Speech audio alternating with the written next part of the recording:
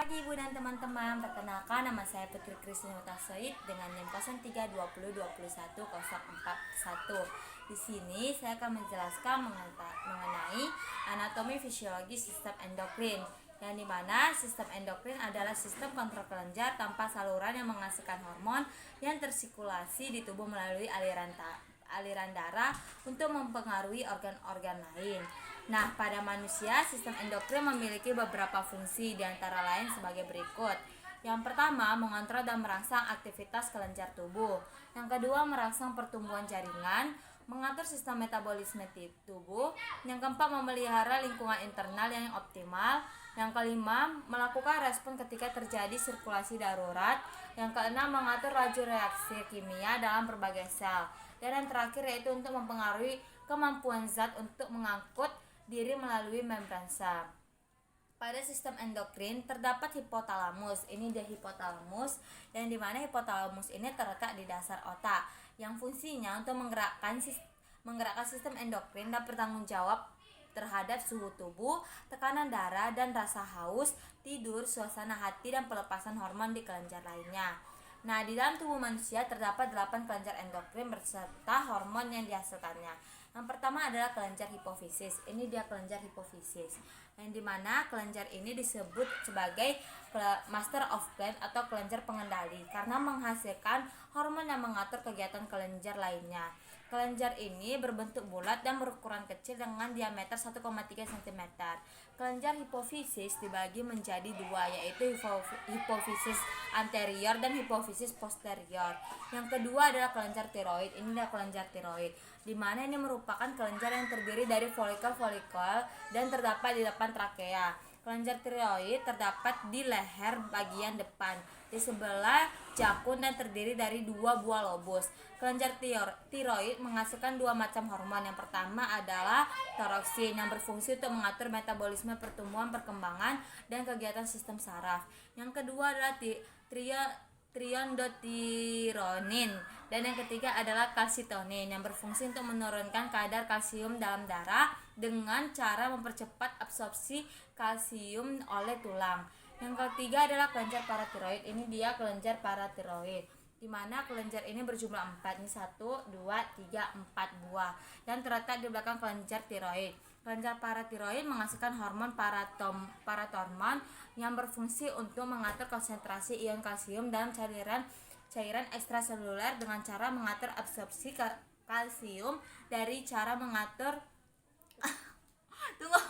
yang berfungsi untuk mengatur konsentrasi ion kalsium dalam cairan ekstraseluler dengan cara mengatur absorpsi kalsium dari usus, ekskresi kalsium oleh ginjal, dan pelepasan kalsium dalam tulang.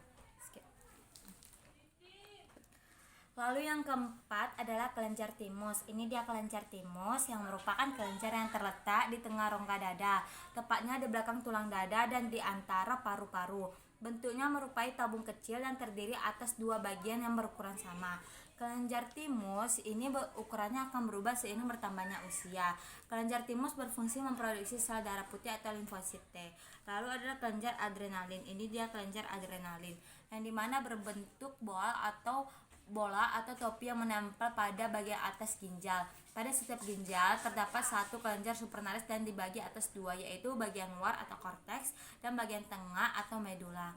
Hormon yang dihasilkan oleh luar atau korteks yaitu adalah mineralokortikoid yang berfungsi mengontrol ion anorganik. Lalu glukokortikoid yang berfungsi untuk mengatur metabolisme glukosa. Kemudian hormon yang dihasilkan dari bagian tengah atau medula yaitu adrenalin dan non-adrenalin. Nah, yang keenam adalah kelenjar pankreas. Ini dia kelenjar pankreas yang merupakan sekelompok sel yang terletak pada pankreas sehingga dikenal dengan pola-pola Langerhans. Nah, kelenjar pankreas menghasilkan hormon insulin dan glukagon. Insulin ini berfungsi untuk mempermudah gerakan glukosa dari darah menuju ke sel-sel tubuh menembus membran sel. Di dalam otot glukosa dimetabolisme dan disimpan dalam bentuk cadangan di sel hati. Insulin mempercepat proses pembentukan glikogen atau disebut dengan glikogenesis dan pembentukan lemak atau lipogenesis. Lalu adalah kelenjar ovarium. Ini dia kelenjar ovarium, yang dimana ovarium merupakan kelenjar kelamin. wanita yang berfungsi untuk menghasilkan sel telur hormon estrogen dan hormon progesteron.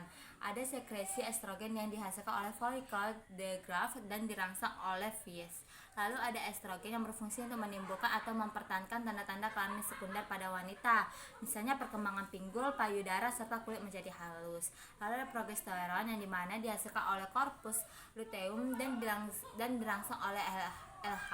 Lalu ada progesteron yang berfungsi untuk mempersiapkan dinding uterus agar dapat menerima sel telur yang telah dibuahi. Dan kelenjar yang terakhir adalah kelenjar testis. Ini dia kelenjar testis, yang dimana testis pada manusia terdiri dari tubulus yang dilapisi oleh sel-sel benih atau sel geminal. Tubulus ini dikenal dengan tubulus seminiferus. Testis mengekskresikan hormon testosteron yang berfungsi merangsang pematangan sperma dan pembentukan tanda-tanda kelamin pria, misalnya pertumbuhan janggut, bulu dada, jakun, dan membesar suara. Baiklah ibu dan teman-teman, sekian yang dapat saya jelaskan mengenai anatomi fisiologi sistem endokrin. Kurang lebihnya saya minta maaf, semoga bermanfaat. Terima kasih atas perhatiannya. Sampai jumpa lagi. Salam Stika Santa Elizabeth Medan. Shalom.